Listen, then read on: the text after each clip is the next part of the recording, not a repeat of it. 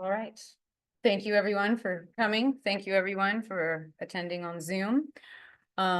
So I have a lot to say, so I will just get right into it. So this is a picture of the adobe at the Santa Cruz Mission State Historic Park. This adobe was built between 1822 and 24, so it is celebrated its 200th birthday last year. And this is where I did a summer internship. Oh, and the title of this is California Mission Bell Road Markers and Bell Markers in Public Spaces. What do these bell markers symbolize to different people? So this is just a picture of me back when I was doing my summer internship at Santa Cruz Mission State Historic Park. In the middle is one of my favorite books by Dr. Elizabeth Crider-Reed, California Mission Landscapes. So what inspired me to do all of this was, as you can see on the screen, says things are not what they seem. When I was in the 4th grade mission curriculum, I learned a false and romanticized history about the California missions and California Indians. 18 of the California missions are run by the Catholic Diocese of Monterey and put forth a fabricated narrative on the history. And they also promote the myth of extinction, which is California Indians are people of the past, when in actuality, California Indians and all Native Americans are still here with us today. So when I learned the actual history, I got angry. And that's what inspired my research. So when you see a bell marker, you think of, the missions. A lot of people think of the missions, the El Camino Real.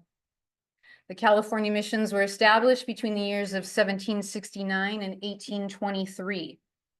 Bell markers were not installed along the El Camino Real until 1906.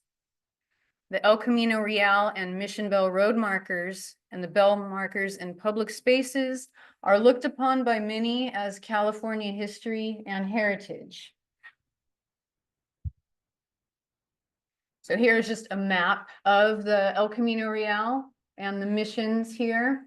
It kind of got cut off, but the missions started with San Diego del Acala in 1769, and they go all the way up to Sonoma County, ending with San Francisco de Solano, which is also which I didn't mention, 3 of the missions are ran by California State Parks, which is Santa Cruz Mission here in town, Mission La Purisma down south, and San Francisco Solano. Those 3 are run by the state parks. The remaining 18 are ran by the Monterey Diocese, Catholic Diocese. Sorry, a bit nervous. I'm stuttering. So before it became the El Camino Real, it was an extensive trail created by indigenous peoples, used as a network of trading networks and travel. So the romanticization of the mission bell markers by elite club women and pop culture creates a false history and heritage based on nostalgia, myth, and emotion. So who were these club women? As you can see, I mentioned pop culture. There is the book Ramona, written by Helen Hunt Jackson. She wrote that book in, it was the late 1800s, but she actually wrote that book to bring awareness to the hard environment for California Indians within the missions, but people overlooked that and were caught up by the missions and just kind of romanticized that history. And there were I've even read accounts of back then, people were showing up to the missions, even with the book in hand, looking for places and looking for these romantic and beautiful spaces. So one of the main club women who started was the Native Daughters of the Golden West.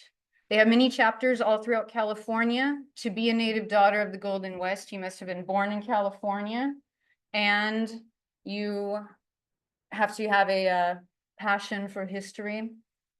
They started a mission restoration project that began in 1954, and that project began with Mission Soledad. As you can see in this photo, that is how Mission Soledad looked when they got the mission, and then they restored it to look like that. If you are familiar with the missions, you can see a lot of, if you pay attention, you'll see a lot of plaques around the missions in different rooms that have Native Daughters of the Golden West on them. You will also, if you pay attention, like in the next slide, I will show that picture, but a lot of these missions always have a courtyard and they have a fountain. And a lot of the fountains that I have seen have plaques of that were dedicated by the Native Daughters of the Golden West. So that brings us to this next slide, the myth of the mission. They were places of hard labor and export. Today, they are places of beauty and tourism. As you can see, this picture right here is of the Carmel mission, and that is one of the courtyards there, and a fancy fountain, and there's all the courtyards of the missions are usually landscaped very beautifully, and you would never know that basically unpaid hard labor that was done there by California Indians. All of the missions were built by the California Indians through unpaid labor. And let's move to the next slide. So, along with the Native Daughters of the Golden West, we have Anna Pitcher, who is the art director of the Pasadena Art Exhibition Association, which is an affiliation of the California Federation of Women's Clubs. She presented the idea of bells along the El Camino Real in 1892. People weren't really that crazy about the idea, so they didn't really do anything about it. So she kept on pursuing that idea. And then the El Camino Real Association was established in 1904. She presented it again. And in 1906, that is when they finally did start installing the bells. But also they couldn't start this project without the woman in the picture here, who is Mrs. A.S.C. Forbes. She had a she was very interested and fascinated with bells. So she actually had her own bell foundry, and she helped cast the first bells for the El Camino Real. So the first El Camino Real bell was raised in 1906 in front of the Los Angeles Plaza Church. And along with the installation of those bells, 450 bells were installed. That's how many it began with. So that's a lot of bells from Los Angeles and moving up.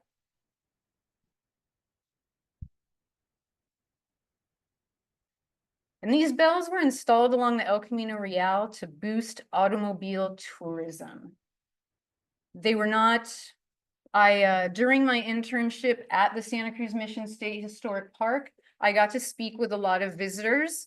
And a lot of those visitors, when I asked them about what do you know about the El Camino Real bells? A lot of them said that they thought the missionaries put them there, when this is not the case, because the missionaries were long gone by the time they were actually installed in 1906 by club women. So, in the middle, that man is named John Kolstad. He took over Mrs. A.S.C. Forbes's bell foundry. So the bell foundry still exists under the name California Bell Company, and it's located in Saratoga. I tried to contact him to speak with him and interview him for my master thesis research, and he did not respond to any of my emails or calls, which I found interesting. But so if you can Google it also, you can Google California Bell Company, and it has a website, and you can order different styles of mission bells. He has videos on there on how they how they are cast. He also, I believe, has some old videos of Mrs. ASC Forbes and her bell foundry as well. So in this picture, since the El Camino Real and the bells were made for automobile tourism to tour all of these newly restored missions. In this picture, in the first one, that is a little miniature bell. So the missions also began to make little miniature bells to sell in their gift shops. So then you could bring home your own miniature El Camino Real bell with you. And then on the other side is just an old photo of the El Camino Real with a tourist and the automobile. And the El Camino Real, before it was automobile, there was horse and buggy that went on it. And then with this automobile, also, it kind of only allowed for people who could afford an automobile to participate in this tourism.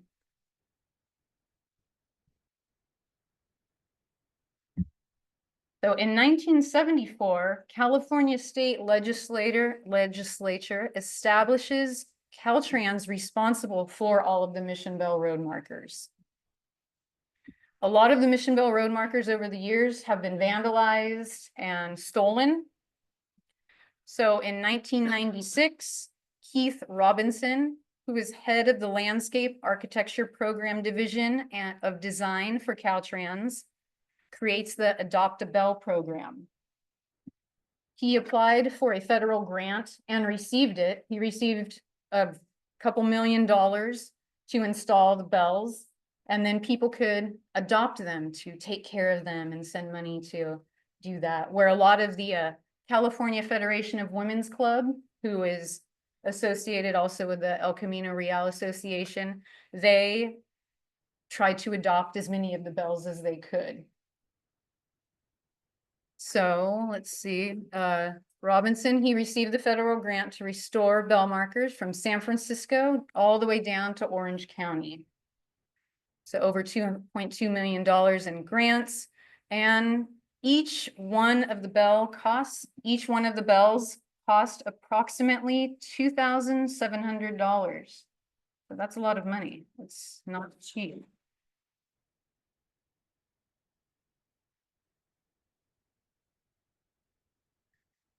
And then this brings us to the 4th grade mission curriculum.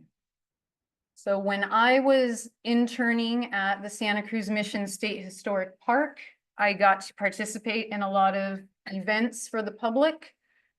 These pictures right here, the first one is a picture of one of the interpreters, Stephen. He was talking to a group of teachers, teaching them their 4th grade mission curriculum. In the middle is a picture of me. I'm working at the homeschool day, where the California Mission, or the Santa Cruz Mission State Historic Park hosted a day of called Homeschool Day, where it was open to Santa Cruz County and beyond. We had probably about, 300 people show up. Children, it was open from kindergarten to 12th grade, and parents, and they all came, and we had different stations set up to teach them about the missions and what went on there. I was at a table with the mission. I had a little mission bell marker that Julie, in the third picture, she created, and Julie is teaching some students in the other photo about California Indians, lifeways, and it looks like she has an abalone shell and a clam shell. I really like the Santa Cruz Mission State Historic Park because they are very different than all of the other missions. They teach. They are, well, as in the slide, it says the California Mission, 4th grade mission curriculum revision, inclusion, and telling the hard truths. Santa Cruz Mission State Historic Park acknowledges that this site for California Native Americans is a site of great loss and trauma. So they teach an age-appropriate curriculum for 4th graders. And I got to be a part of that, so that was very important to me. And I just wish that all of the other missions would follow through with that as well. Because like I said, a lot of the missions that are run by the Catholic diocese kind of push a narrative of the myth of extinction, which we refer to as like Native Americans or a people of the past, they're not here anymore, when really they are. They are here with us today, and that needs to be acknowledged. I have visited a lot of the missions and am very disappointed in a lot of the representation that they give to California Indians, because there is not much.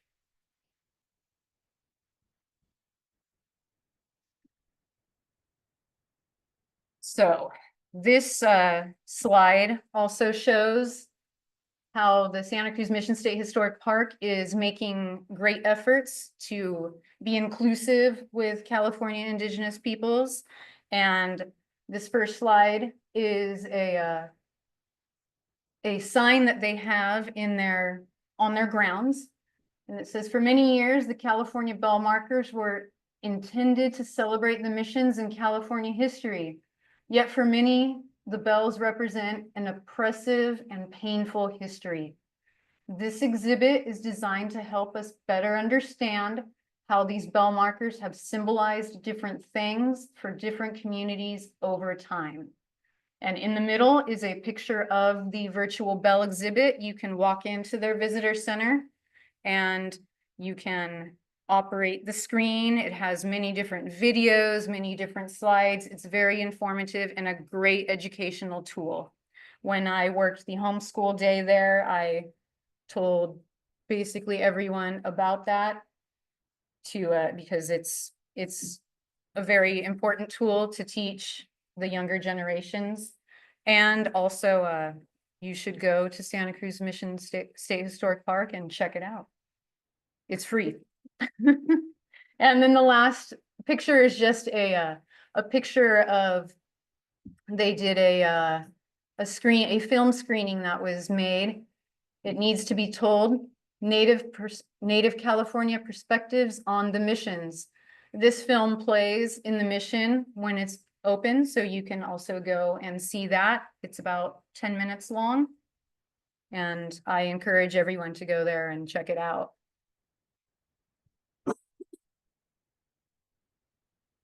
Also, here in Santa Cruz, we have the mission bells have been kind of a big deal. For those of you who don't know, the Santa Cruz has had 3 bell removals. The first bell removal was in 2019 on the UCSC campus. The second removal happened in 2020. It was taken, so it wasn't an official removal, but it was taken during a protest. And then the third removal happened in 2021. And there was a ceremony for that bell to remove it, but when we got to the spot, it had already been taken. And I am not sure who took either of those bells. I attended both of the removal ceremonies, and they were very powerful ceremonies. There was a lot of Indigenous speakers there who spoke on how they felt about the missions. There was singing, and the third removal, we marched from Mission Plaza down to the bell removal site.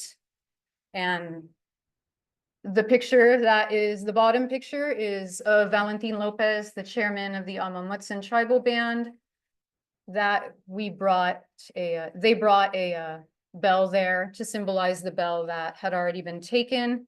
And I'd like to note in the back, there is some people holding a sign that a banner that actually says, end the mission myths, remove the bells.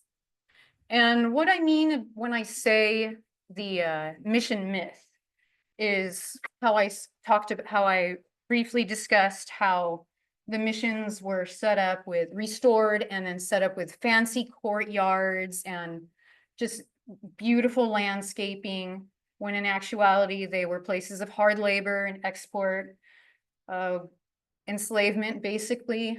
Although some California Indian people did adopt that lifestyle, and some of them accepted Christianity, and still to this day there are Native peoples who do like the missions and are practicing Catholics and appreciate the bell.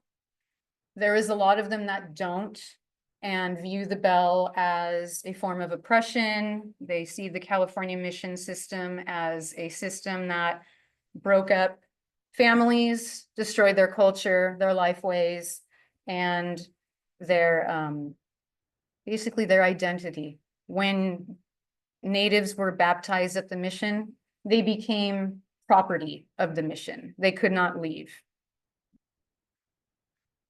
Oh, and the top photo is of the UCSC campus, the bell being removed up there. So this brings me to my research. So I did an anonymous survey and a 3 questions questionnaire. In the picture here this is part of my anonymous survey. Julie Seidel, the head interpreter of Santa Cruz Mission State Historic Park, she created this little mission bell road marker model, and it's set up in the visitor center. And we encouraged visitors to, we would ask them, you know, when you see a mission bell road marker, what do you think? How does it make you feel? And we told them to write it on a Post-it and stick it there. It was an anonymous survey, no names were written on there. So I would collect those and record them, and I broke them into different categories. So as you can see, there's different Post-its on there. So yes, the bell marker is, what does a mission bell road marker symbolize to you? And then the 3-question questionnaire that I sent out to people. The first question was, what do mission bells and bell markers mean to you? Does it evoke any specific feelings? Second question was, do you view mission bells and mission bell road markers synonymously? And the third, there has been some controversy over mission bell markers being removed. Do you feel that mission bell markers along the highway and in public spaces should be removed? Why or why not? So I got a lot of different responses. I reached out to probably, over 80 people. And a lot of them didn't respond, and a lot of them did. So here is my results here. So the anonymous responses, in total, I got 97 responses. And broken down, people who viewed the bell in a positive way, 15. People who viewed the bell in a negative way, 45. People who viewed the bell as a symbol of California history, 21. And people who were mixed feelings, unsure, 16. I did get quite a few Post-its that said, I don't know, or I have no idea. And then there was a few mixed in with religion category, like they thought the bells symbolized religion to them.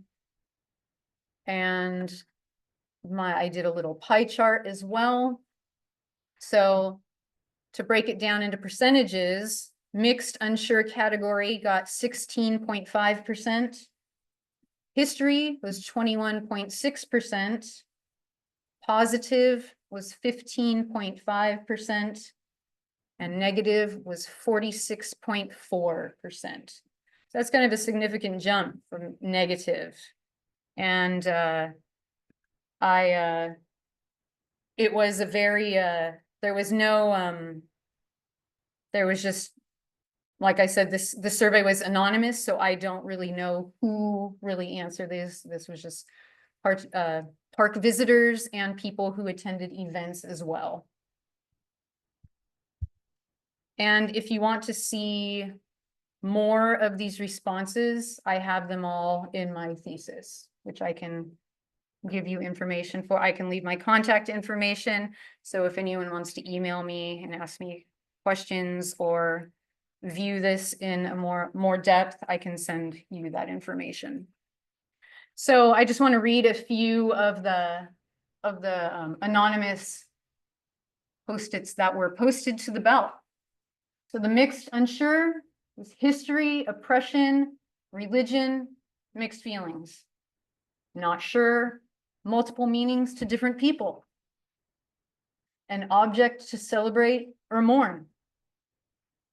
History category, the richness and diversity of California history.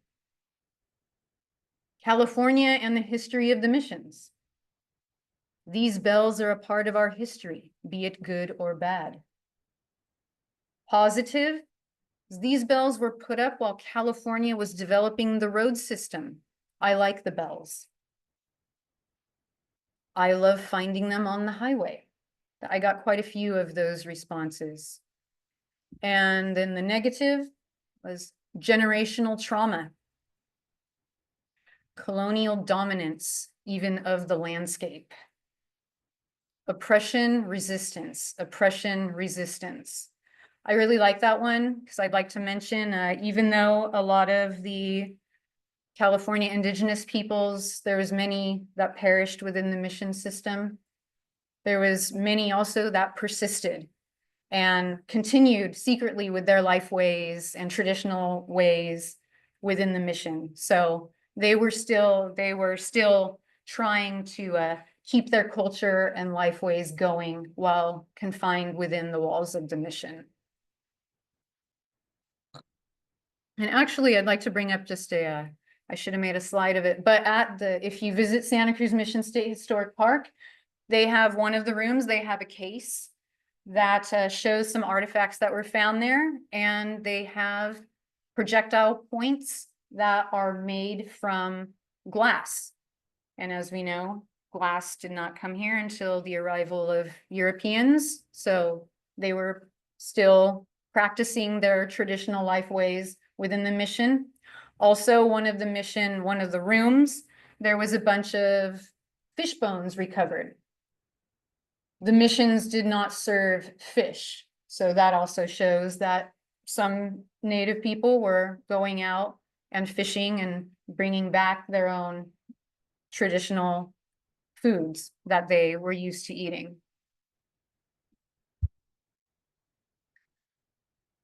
So here are some quotes from the 3-question survey that I did. I noticed a very, very significant difference between California Indian responses and Californio responses.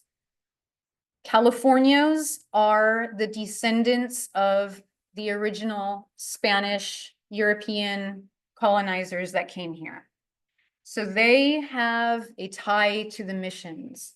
They view the bell, many of them view the bell as their heritage, whereas a lot of California Indians, not all of them, but many of them view the bell, like I said, as a tool of oppression and destruction of their identity and culture. So I'd like to read just a few of the quotes that I got. First, from the Californio descendants, one of them said, "It's part of our Californio heritage and heritage as an American." The bells are one of the few things we Californio descendants have to remind newer immigrants of our contribution to California. This one. Those wanting to be political correct or woke view the markers as symbols of oppression. They think the Catholic missions enslaved Native Americans, and that's sadly uninformed. California Indian responses, very different. Mission bell markers symbolize the domination and the destruction of our people and our culture. The bells are a symbol of genocide and forced conversion during the mission period. Our ancestors lived their lives according to the bell, so the bells have a genocidal narrative to them, behind them. The bells symbolize a foreign religious and societal system that came to California in an oppressive fashion. When I see the bells, I think of a one-sided history. It comes from a revisionist history. I would also like to note, to touch on how the second quote, it says these bells are a symbol of genocide and forced conversions during the mission period. Like I mentioned, once a native was brought to the mission and baptized, they were considered mission property. And they lived their lives according to the bell. The bell rang in the morning when it was time to get up. They rang when it was time for mass. They rang when it was time to eat. They rang when it was time to work, and repeat every day. So just imagine how that would feel. That would be oppressing.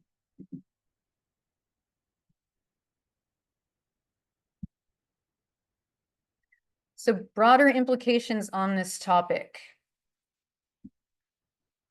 So in this picture, I have a picture of, this is a representation of a Californio. That picture I took, it is in San Juan Bautista. It is the Native Daughters of the Golden West. It is their adobe located in San Juan. The far picture is a picture of a protest with the banner again of End Mission Myths. And then here's a photo of the El Camino Real. And then just another little logo for removing the bells. There's a lot of California Indian people want to take those bells down. They want to take all of the bells down. Some of them want to see a removal of the bells from the El Camino Real and in other public spaces. So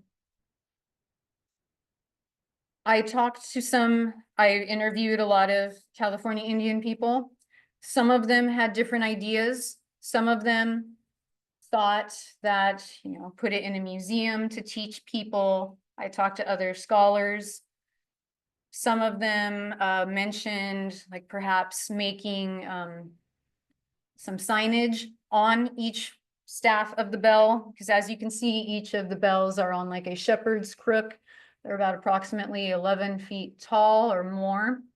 And I've heard of ideas of putting signage there, or a traditional staff next to it with the name of the tribe who is the tribe or tribes who are connected to that land in which these bells stand.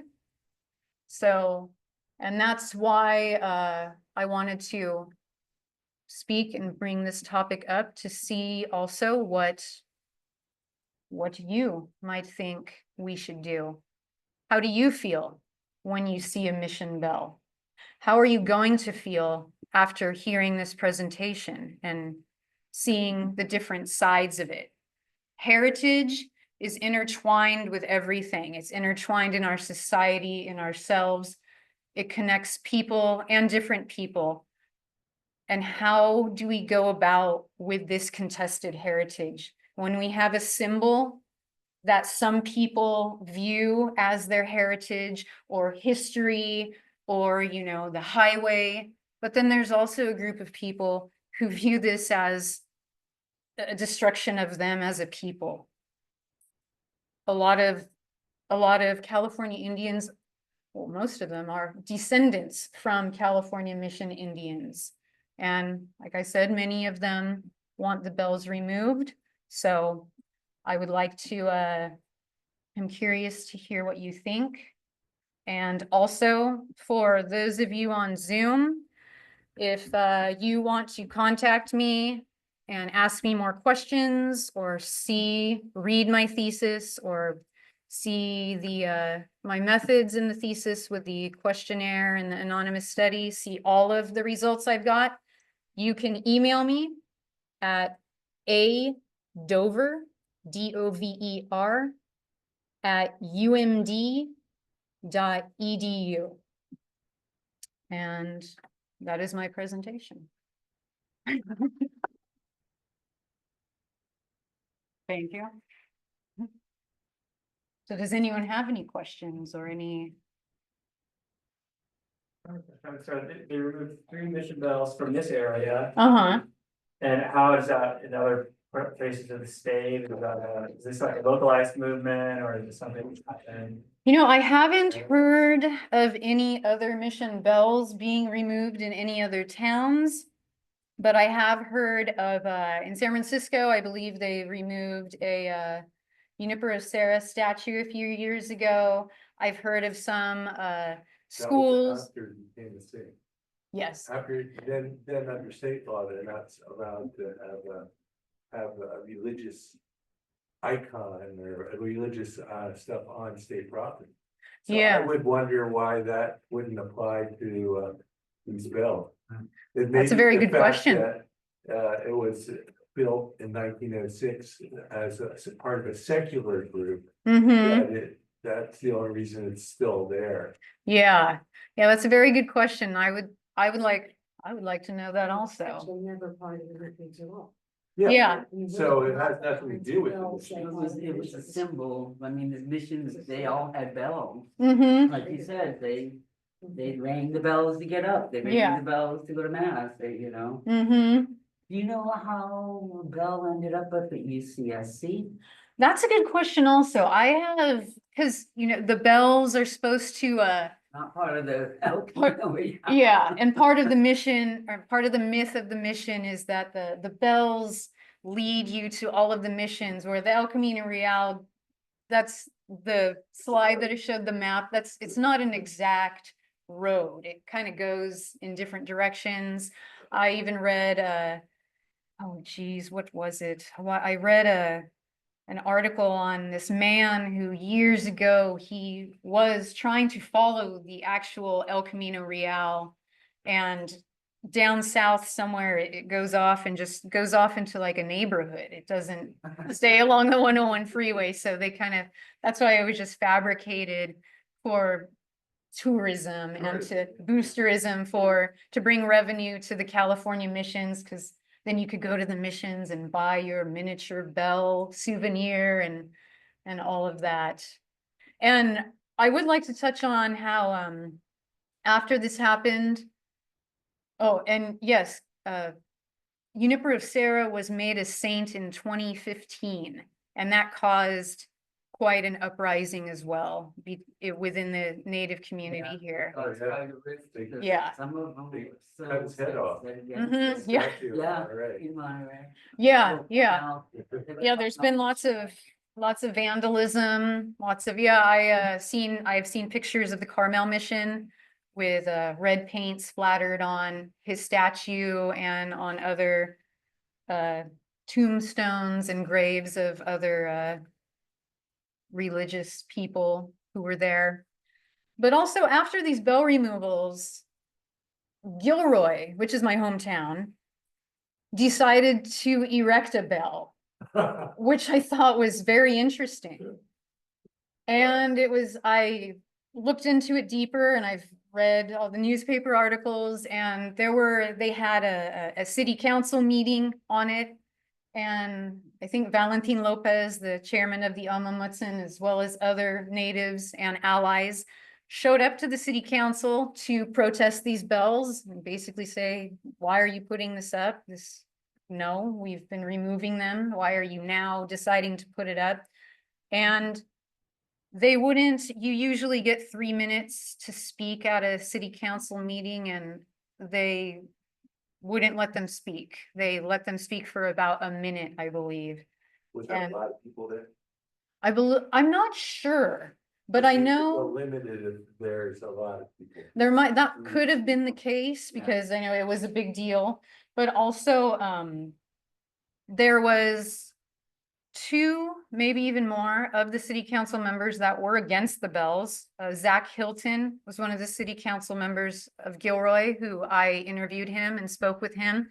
And he is against the bells, and he said he stands with California Indians and is against erecting this bell. He doesn't understand why we're doing that, as well as another woman, I can't remember her name, Rebecca Armendariz, I believe. I reached out to her and she didn't respond back to me.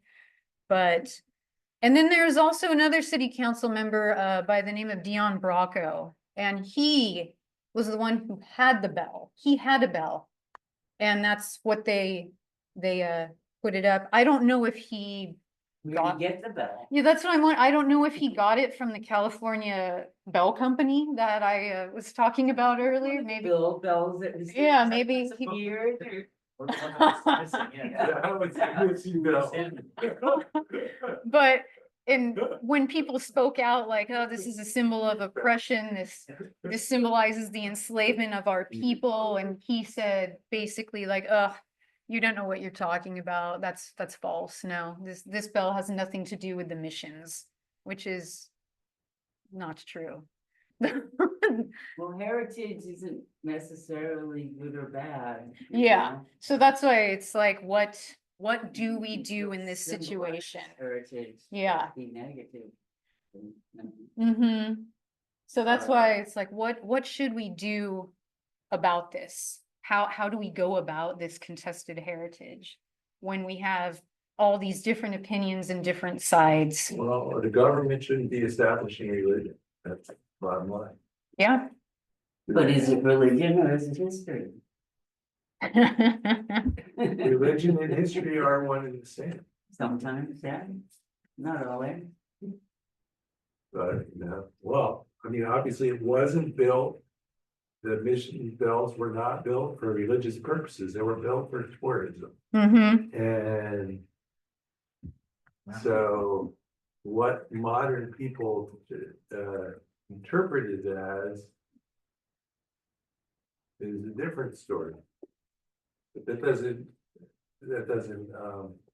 I mean, it's historic, that it's over 50 years old. Uh-huh. Basically, That's true.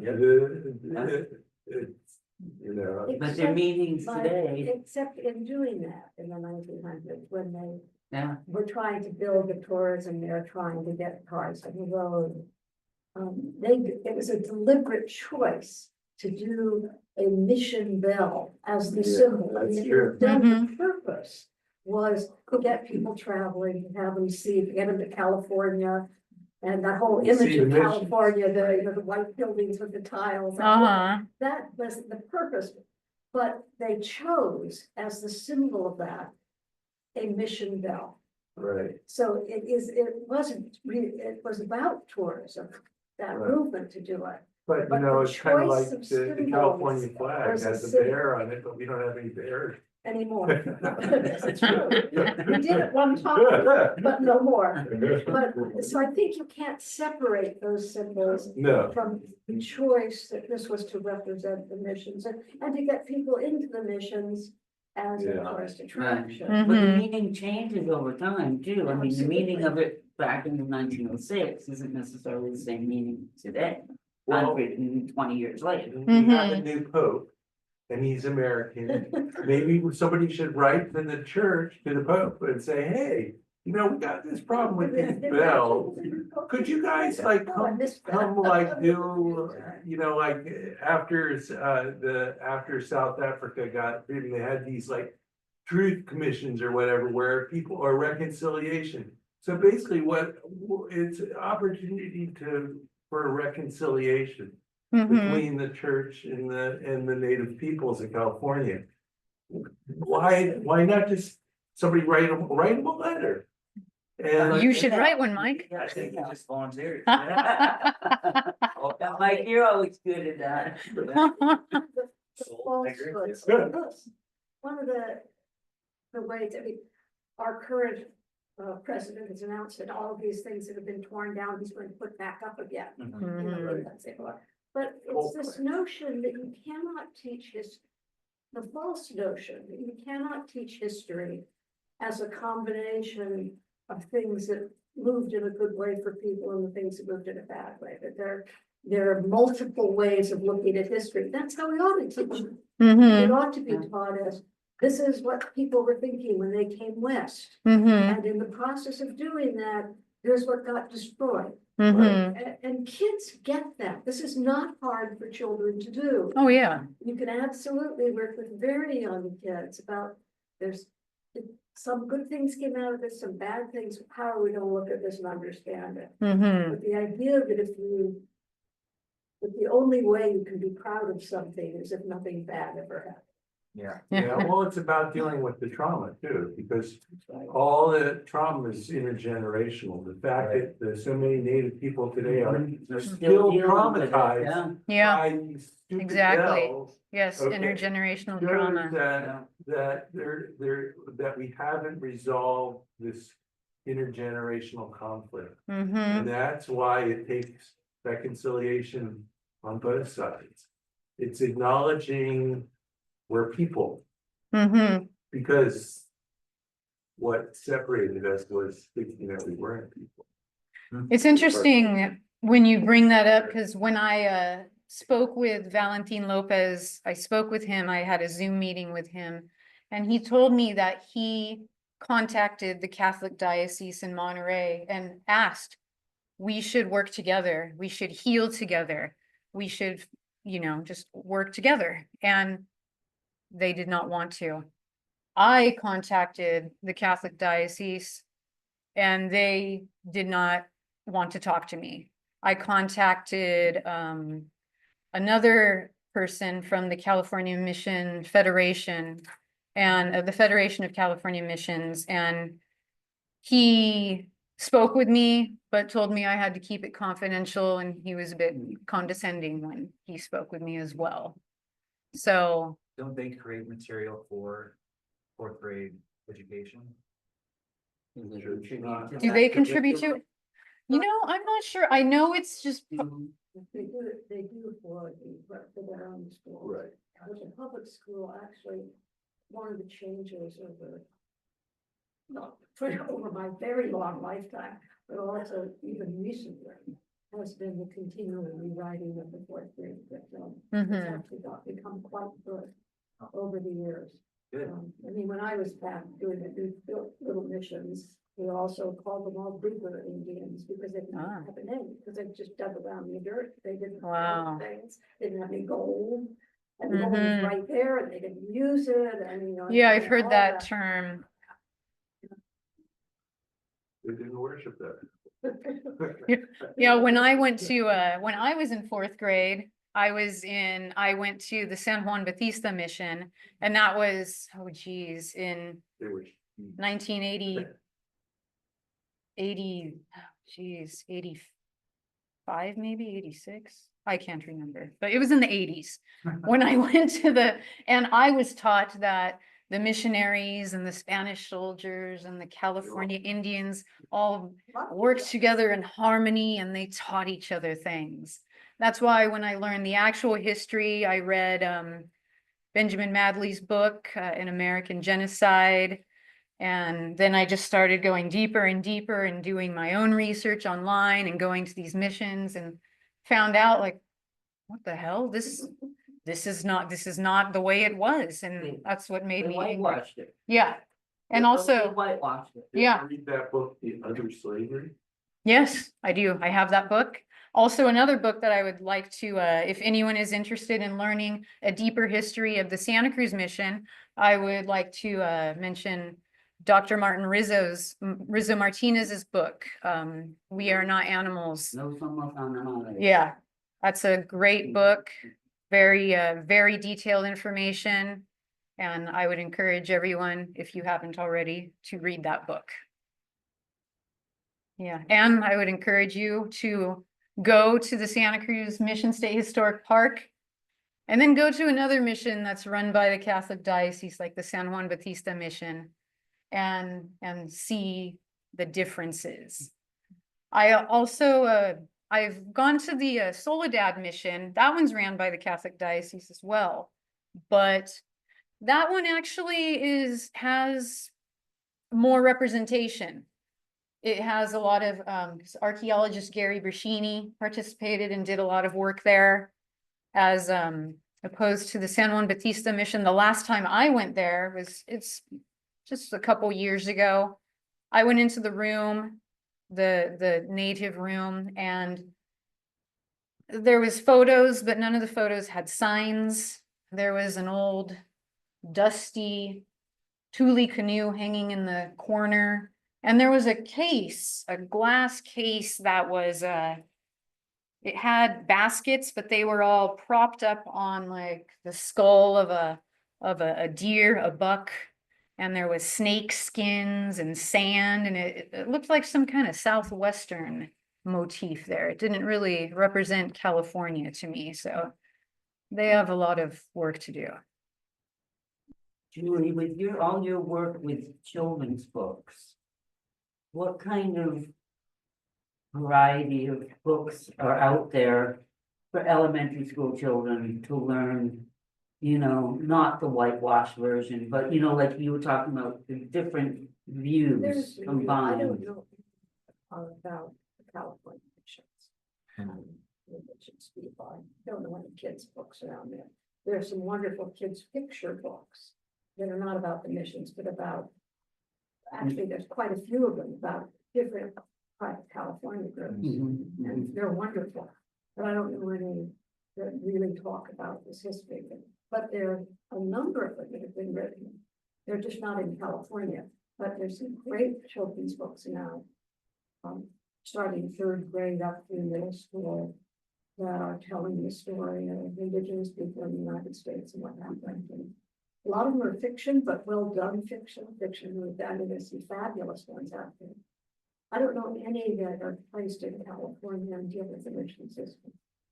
Yeah, the only children's book that I know of, it is kind of a children's picture book, and I believe it's called When the Mission Bells Rang. And I learned of that book because they sell it at they had it at the Santa Cruz Mission State Historic Park, and it's basically about the mission bells and the noise that it makes and then it's geared for small children, but then in the back, it does have a write-up about California Indians and I believe it says how they view the mission system. Do that, do the illustrations show people, and if so, who are the people they show? I believe it's all depicted with animals. That's a- Yeah, I mean, nuts. We'll make it all cats and dogs and they'll tell the story. I haven't looked through the entire book, but there might be, but I've seen it was mainly animals. But yeah, you should go and take a look. I read a story or something, I read some kind of an account about the people at Francis Forte being able to hear the mission bells ringing. That the mission was not happy about the founding of Francis Forte. No, No. no. But got people at Francis Forte could hear the mission bells ringing, and they could also hear Native Americans screaming as they were being whipped. Yeah, actually, now that you bring that up, Mission Santa Cruz was one of the most brutal missions. There was Padre Quintana was there. He believed in yes, yeah, he believed in corporal punishment, and I've read accounts of him a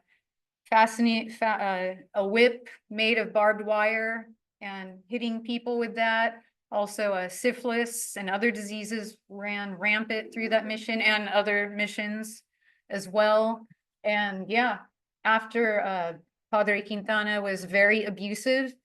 And this, if you want to learn more about this, Dr. Martin Rizzo Martinez's book goes in depth and detail about this, but a small group of Native people got together and they murdered him. In a very Yes, painful manner.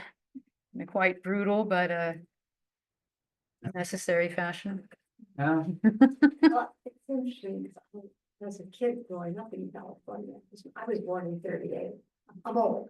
But I remember when my family driving compared to LA and back, the eagerness with which we looked for the bells. Yeah. And how Mm, mm. exciting it was to Yeah. look for the bells, and there's one of the bells. And I grew up in a family where when we did that fourth grade curriculum, I got real clear messages from my parents, okay, wait a minute, that's not the right story. And so I knew, Mhm. but still seeing them was along the road, there was this kind of a, wow, people walked all this distance. Mm. Yeah, This is Yeah. the road they walked. it's part of the on. myth. It was like, Mhm. this is history. And not putting together the two stories. I mean, I had a closer to truth story from my family. I was Mhm. always in trouble at school, guys going home and said, my mother and dad said that isn't true. But it's interesting, because I had not thought about the bells at all that way. And I love them. Mhm. And it's really useful. It's like, oh, wait a minute. Yeah, I got I got quite a few anonymous responses that said, I always thought the bells were just part of, just the missions, and I didn't really know the meaning behind the bell and how people view them today. And I used to like them, but now that I know the truth, I don't like them anymore. Yeah. Or some of them would say, I believe they should come down. Different generations look at them differently. Yeah. Yeah. And then when I did my thesis work, which this is all based on, I did my thesis while I was at the University of Maryland in College Park. And when I did my thesis defense, all of the people there were very fascinated by this because they equated these bells to colonial statues back east and plantations and battlefields, because they said, oh, you guys, that's what you guys do in California. You have the fourth grade mission curriculum. We visit plantations or battlefields. So The Civil War thing. yes, so they drew very similar parallels. And to that. slavery. Yeah. That- Yeah. Wow, wow, Well done. really interesting. I Thank like this so high. Thank you. Yeah.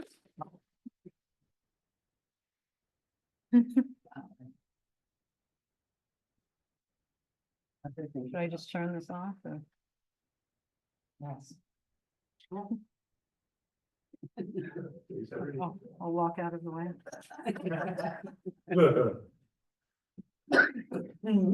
Excuse me. Okay. Now